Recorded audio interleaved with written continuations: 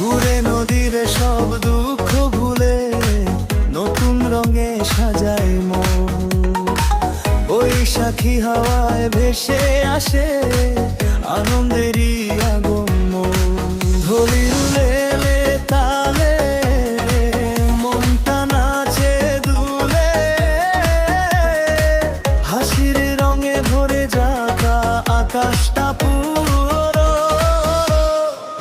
এসো হে নববর্ষে সব গানে, নতুন স্বপ্ন আঁকি আজি গানে। রং সাদা রঙে সাজুক প্রাণ, শুভ হোক সবার জীবন খান।